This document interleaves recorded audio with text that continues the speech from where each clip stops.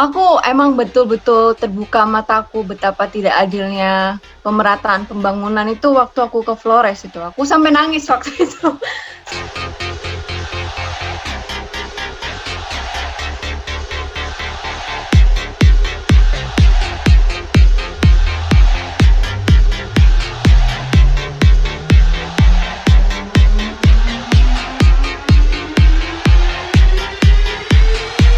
Terakhir, ini kalau kamu ke Indonesia Timur, lebih khususnya NTT atau Flores, itu kan pada umumnya masih terbelakang ya, baik itu dari segi pembangunan maupun dari segi sumber daya manusia. Ini kalau dari sisi sebagai anak muda ya, kira-kira nasihat kamu atau saran kamu untuk anak muda dari Indonesia Timur itu seperti apa supaya orang-orang Indonesia Timur itu dalam waktu 10 atau 20 atau 50 tahun ke depan bisa membangun daerahnya. Jadi tidak semakin tertinggal tapi juga bisa mengimbangi daerah-daerah lain di Indonesia bagian barat ya. Itu menurut kamu gimana? Itu pertanyaan yang berat banget itu kayaknya. Tapi menurut kamu gimana ya? Soalnya aku di Jawa, aku kan dari Jawa ya. Terus aku merasa di Jawa itu aku tuh dari keluarga miskin. Keluargaku tuh tinggal di sebelah rel kereta dan itu tuh pemukiman kumuh gitu loh. Terus pas ke Flores, tapi aku terus berasa jadi wah, kayaknya aku orang, kalau bahasa baratnya privilege banget ya. Paling enggak aku keluar itu jalan udah beraspal di mana-mana. Terus sekolah itu gampang lah, cari sekolah istilahnya.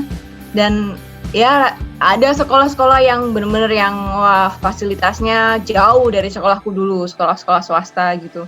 Tapi rata-rata standar pendidikan tuh oke lah. Aku di Flores ketemu ada salah satu remaja yang bantu di penginapan yang waktu itu aku tinggalin. Dia waktu itu kalau nggak salah umurnya 12 tahun.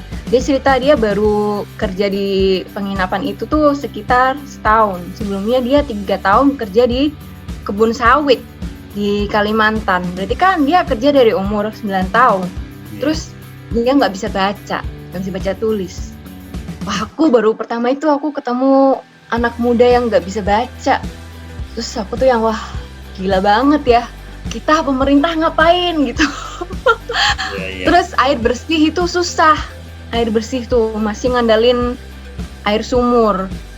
Itu gimana ya, kalau kita emang di banyak tempat di Jawa pun pemerintah itu nggak bisa hadir di semua lokasi gitu. Kekurangan kita dengan negara kepulauan itu kayak gitu. Jadi kita harus bisa berdaya sih menurutku. Gimana caranya cari resource kita sendiri, kita aktivasi gitu. Salah satunya ya mengandalkan leader yang lokal kayak dirimu tuh. Saya belum apa-apa. Aku dulu ya apa yang kita bisa lakukan kan? Aku dulu pas di kuliah S1 juga ngerasa aku mempertanyakan hal yang sama, aku bisa apa gitu. Aku masih kuliah tapi aku bisa apa?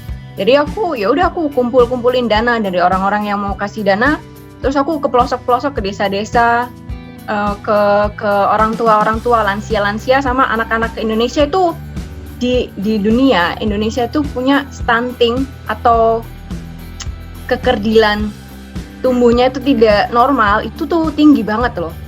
Cuman gara-gara orang tuanya tuh nggak paham bagaimana ngasih gizi ke anak itu kayak apa. Jadi aku ajakin teman-teman yang ahli gizi, yang belajar gizi, terus kita ada penyuluhan ke ibu-ibu, ke orang tua di sana. Itu tuh nggak perlu kita kayak yang beli roti, beli susu, apa segala macam. Itu yang ada di pasar itu apa yang bisa bergizi gitu loh. Kita kan mungkin mindsetnya terlalu Indomie gitu. Iya. Benar. Ya hal-hal kecil kayak gitu sih sebenarnya mulainya. Nggak semua orang sukses tuh nggak berarti kita bisa beasiswa ke luar negeri itu. Sukses kita macam-macam gitu sih, pokoknya kita apa yang bisa kita ubah sih ya. Oke.